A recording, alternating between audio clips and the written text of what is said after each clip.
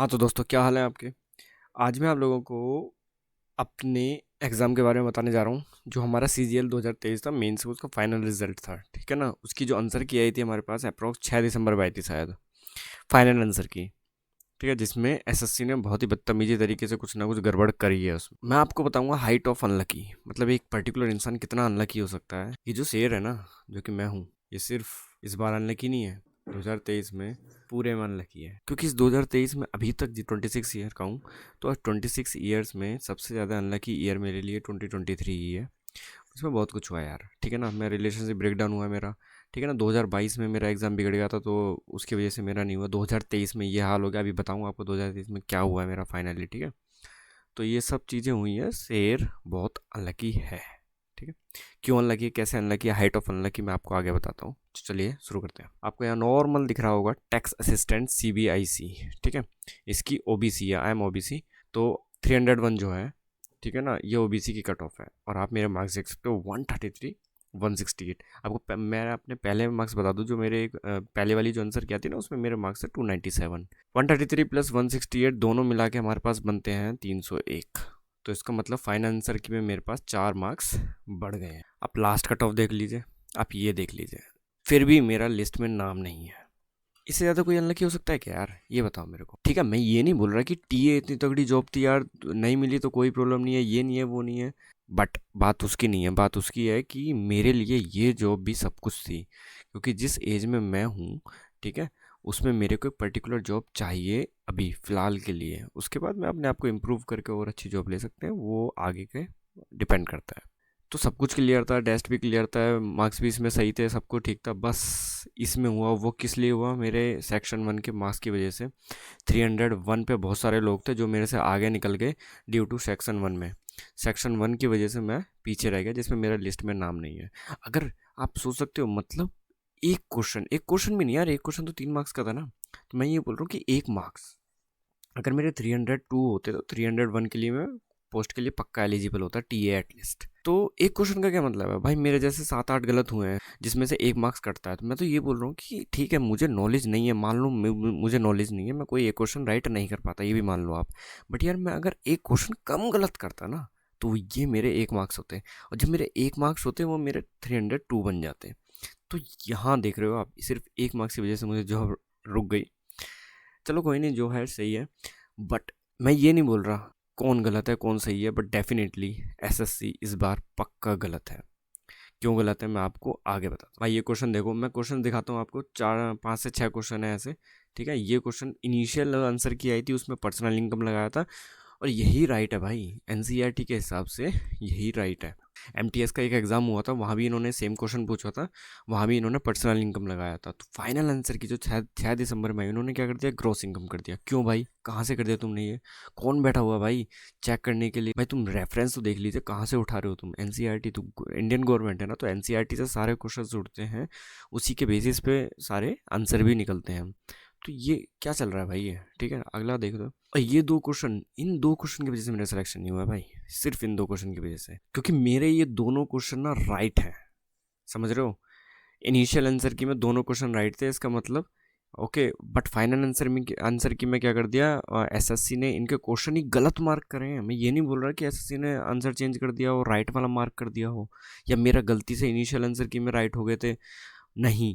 इनकी एसएससी की इन 2 क्वेश्चन की गलती की वजह से मेरे -8 मार्क्स हो गए, वरना मेरे मार्क्स थे 309, होते 309, ठीक है ना? यहाँ पे अब देखिए, फॉर एग्जांपल हमारा पीएम मोदी है हमारे पास, ओके, प्राइम मिनिस्टर कौन है, मोदी। अब इनिशियल आंसर की में उन्होंने प्राइम मिनिस्टर को हमारा लगा रखा है मोदी, ठीक है ना? और फिर उसके बाद लगा दें केजरीवाल। तो भाई ये तो फाइनल आंसर की में जब केजरीवाल लगा दिया, तो क्वेश्चन ही गलत हो गया ना, ये तो मतलब सॉरी, आंसर ही गलत हो गया ना। तो यही करा है एसएससी ने, इसका राइट ही आंसर ये है। किसी से भी पूछ लीजिए, हमने कैट वालों से पूछ लिया, हमने सारे टीचर्स ने डिस्कस कर लिया इस क्वेश्चन को, ठीक है? ये 2 क्वेश्चन की वजह से ये हुआ है। और मोस्ट यूनिवर्सल वाला, भाई या तो तुम ये बोल रहे हो कि कन्फ्यूज़न वाला क्वेश्चन है कि द मोस्ट यूनिवर्सल और ए यूनिवर्सल में कन्फ्यूज थे, तो हमने नो करेक्शन रिक्वायर्ड कर दिया। ये गलत है भाई, जब कन्फ्यूज़न वाली चीज़ें होती है तो एसएससी को सबको +3 देने चाहिए इसमें मार्क्स, कन्फ्यूज़न वाले में। पहली बात तो इसका जो आंसर आएगा ए यूनिवर्सल ही आएगा। अब ये पता नहीं कौन इवेल्युएट करता है एसएससी की तरफ से, आई डोंट नो, बट इसका जो आंसर आएगा वो ए यूनिवर्सल ही आएगा। आगे चलते हैं। और भाई ये दोनों क्वेश्चन है, सबको मार्क्स दे दिया एसएससी ने भाई। समझ में नहीं आता। मतलब एक एक पेपर है, सिर्फ एक पेपर करना है एसएससी को, वो भी वो ढंग से नहीं करा पा रही है भाई। और इतना ऐसा नहीं है कोई नॉर्मल बोर्ड हो यार, एसएससी सेंट्रल लेवल का बोर्ड है। चाहे तो इसमें से एक अच्छे से इवेल्युएटर्स को वो लोग हायर कर सकते हैं, ठीक है ना, बट नहीं, पता नहीं कौन चेक कर रहा है, कौन क्या कर रहा है, समझ में नहीं आ रहा। उनसे क्वेश्चन नहीं बनाए जा रहे, क्वेश्चन बनाए जा रहे तो आंसर गलत दे रहे हैं, आंसर गलत दे रहे हैं तो उसको उल्टा कर दे रहे हैं, कभी सही कर दे रहे हैं, कभी गलत कर दे रहे हैं, समझ में नहीं आ रहा भाई क्या हो रहा है। सबको मार्क्स दे दिए, चलो ये तो कोई प्रॉब्लम नहीं है, सबको दे दिए। मतलब पिछले वाले तो 2 क्वेश्चन थे, उन्हीं पे फाइट होगी जो होगी हमारी, ये 2 क्वेश्चन। भाई देखो, मैं ये नहीं बोल रहा कि मेरा सिलेक्शन नहीं हुआ या फिर किसी और का सिलेक्शन हो गया, ये बिल्कुल भी नहीं है। बट प्रॉब्लम कहाँ होती है पता है, जब मुझे पता चलता है कि यार मैं डिज़र्विंग कैंडिडेट था, तब प्रॉब्लम होती है, ठीक है ना। बहुत तकलीफ होती है भाई ये सुन के कि यार मेरा तो सिलेक्शन हो जाता, बट एसएससी की गलती की वजह से नहीं हुआ। मुझे नहीं लगता इस बार ऐसी जैसे एसएससी ने गलती करी है ऐसे कभी की हो। लोग लड़ते थे एसएससी से, कोर्ट केस करते थे, बट वो एक स्पेकुलेशंस पे करते थे। फॉर एग्जांपल, हमारा जो प्री का रिजल्ट था वहाँ पे बस इसलिए लड़ रहे थे कि यार कितने 70,000 ले लिए, 1.5 लाख ले लो बच्चों को, या फिर 2 लाख बच्चों को एंटर करा दो मेंस में। तो ये वो हो गया कॉज, ये इतना पक्का कॉज नहीं है, ठीक है, कर सकते हैं इस पे।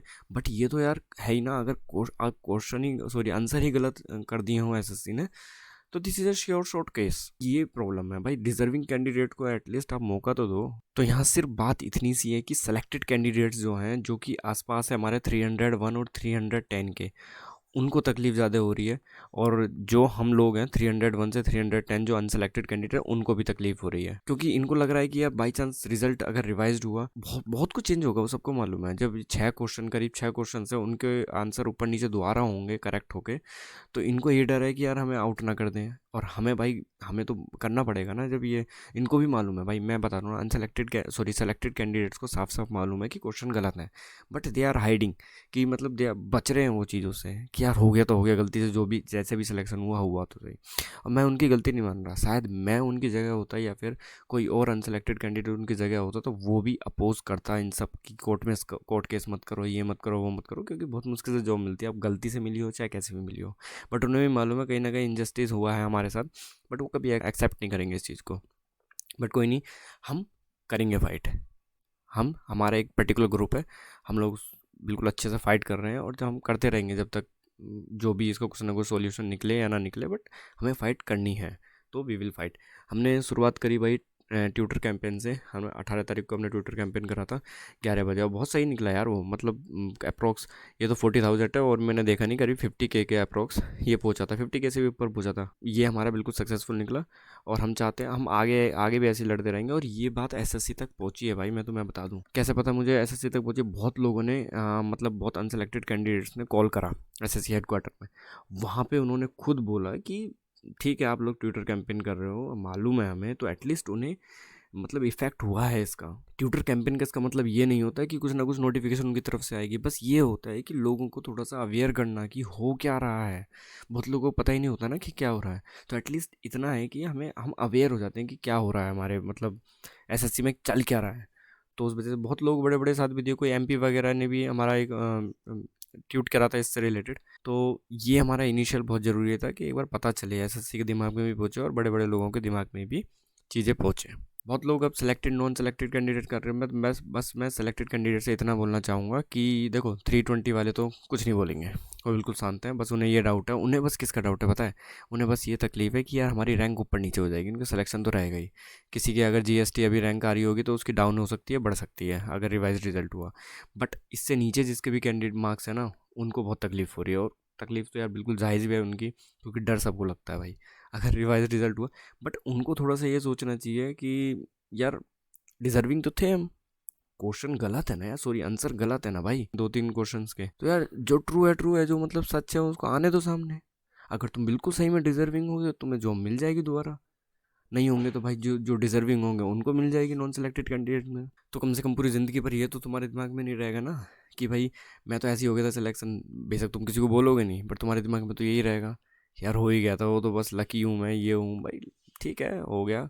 अब मैं आपको बताना चाहता हूँ एक हकीकत, रियलिटी बताने चाहता हूँ, हमारे साथ है कौन भाई? कोई नहीं है हमारे साथ, ठीक है ना।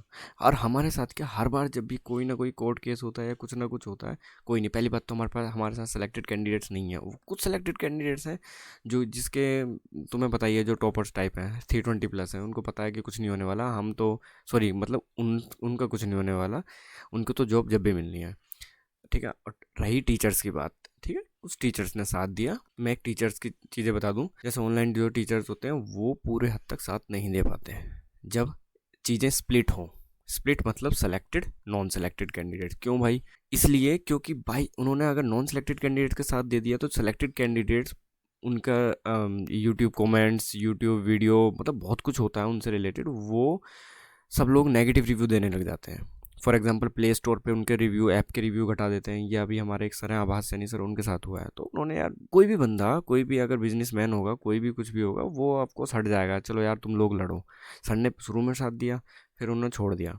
तो मतलब और भी टीचर्स हैं ऐसे जो देना चाहते हैं साथ, बट इन लोगों की वजह से, अगर सेलेक्टेड कैंडिडेट्स की वजह से, और भी हैं जो कि उनको उनके अगेंस्ट में जा रहे हैं कि आप क्यों कर रहे हो, आप चुपचाप पढ़ाओ ना यार। बट तो मैं सिंपल ये बोलना चाह रहा हूँ कि हमारे साथ कोई नहीं है, वी आर अलोन। और हम एलोन ही काफ़ी हैं, ठीक है ना। हमें अभी किसी की ज़रूरत नहीं है, बस हमें सीधे जाना है अपने हाई कोर्ट या सुप्रीम कोर्ट जो भी है, वहाँ जाके जो भी स्टे लगना है, जो भी जैसा भी वो करें करें। हम बस ट्राई कर सकते हैं ना यार, we will try our best. उसका पंगा छोड़ दो कि ये हमारे साथ नहीं है, वो नहीं है, टीचर हमारे साथ नहीं है। यार कोई नहीं रहता भाई साथ, सब अपना अपना थोड़ा सा सोचते हैं बेनिफिट। जहाँ तक टीचर साथ दे सकते हैं उन्होंने दे दिया, इसके आगे हमारी ही जर्नी है, हमें अकेले ही करनी है। ऐसा नहीं है कि कभी हुआ नहीं है कोर्ट केस सक्सेसफुल, बहुत केस हुए हैं कि जो सक्सेसफुल हुए हैं। तो हमें लड़ते रहना है, इसको आप पढ़ लीजिएगा। ये एक एग्जाम्पल है कि भाई होता है। अगर एक बार, मैं आपको एक चीज़ बता दूं कि बाई चांस हाई कोर्ट या सुप्रीम कोर्ट में ये चीज़ पहुंच गई ना, हमारे एसएससी ने जो किया है, और क्वेश्चंस उनके सामने आ गए और उन्होंने इवेल्युएट करवा लिए, तो भाई रिवाइज रिजल्ट या फिर कुछ ना कुछ बेनिफिट होने से कोई रोक नहीं सकता हमें। मैं आपको अभी लिख के दे दे रहा हूँ। बस इतना है कि हमें किसी तरह उनके दिमाग में, और मतलब वहाँ तक पहुँचना है। वो पहुँचना बड़ा मुश्किल होता है, ठीक है ना। एक बार पहुँच जाते हैं तो फिर तो चलता रहता है केस, बट एक हाई कोर्ट और सुप्रीम कोर्ट तक पहुँचना बड़ा मुश्किल है, ठीक है। तो हमारा तो श्योर शॉट विन है यार। मतलब कोई चांसेस नहीं है कि अगर वो पहुँच गया और हम जीते नहीं, क्योंकि क्वेश्चंस गलत, आंसर्स गलत, वो यार कमेटी बैठा देंगे अपनी आंसर चेक करने के लिए, नॉर्मल सी बात है। यहाँ भी ऐसा ही हुआ था इस वाले में भी, ठीक है ना। उन्होंने सीधे बोल दिया भाई रिवाइज रिजल्ट अगर निकल भी गया तो उसको दोबारा रिजल्ट निकालो कैसे भी करके। फिर चाहे कोई एमईए सेलेक्टेड हो गया हो, उनकी ज्वाइनिंग हो गई हो, कुछ भी हुआ हो, भाई नो मैटर, कुछ कुछ मैटर नहीं करता। चाहे प्राइम मिनिस्टर नरेंद्र मोदी ने आपको कौन सा रोज़गार मिला में आपको कॉल लेटर दे दिए हो, ये कुछ नहीं होता भाई। सब कुछ जब सुप्रीम कोर्ट चाहती है ना, बर्बाद कर सकती है किसी को भी, कुछ भी बर्बाद कर सकती है। हौसला बनाए रखिए और करिए आपने, ठीक है। 2024 के लिए जरूर पड़ी है, ठीक है। चलो आगे बताता हूँ मैं आपको, ठीक है। एडवाइस जो न्यू कमर्स का एडवाइस बाद में, पहले तो मैं बता देता हूँ 2024 के लिए पढ़िए, पढ़ते रहिए अपना। आईबी के लिए पढ़ते रहिए, सीएसआईआर हो गया हमारे पास, वो एग्ज़ाम, तीनों एग्ज़ाम के लिए करते रहिए। पहली बात तो जो टीए लग रहे हैं, जो हमें ना बाउंड्री पे टीए लगेंगे हम पक्का, अगर बाई चांस जो रिजल्ट है वो रिवाइज भी हो गया तो क्या इससे तुम रुक जाओगे? नहीं रुकोगे ना। तो बेटर है आप पढ़ते रहिए, पढ़ते रहिए। साइड साइड में केसेस का जो भी अपडेट है या फिर जो भी आप उसमें कंट्रीब्यूट कर सकते हैं वो करते रहिए। बस न्यू कमर्स के लिए मैं एक एडवाइस करना चाहूँगा भाई, इस चीज़ के लिए आप मेंटली तैयार रहना। कभी भी कुछ भी एसएससी रिलेटेड आपकी या कोई भी कॉम्पिटिटिव एग्जाम में हो सकता है। ये सिचुएशन ये आ गई है कि यार अपना एक्सीलेंस पे आप वर्क कीजिए। बिना एक्सीलेंस के नहीं हो रहा गवर्नमेंट एग्जाम में। अब मैं आपको डरा नहीं रहा हूँ, बट यही है, सर्वाइवल ऑफ द फिटेस्ट वाली चीज़ रह गई है। जो बहुत ही तगड़ा, बहुत ही अच्छा और बहुत ही बेस्ट है, वही हो पा रहा है उसमें सिलेक्शन, ठीक है ना।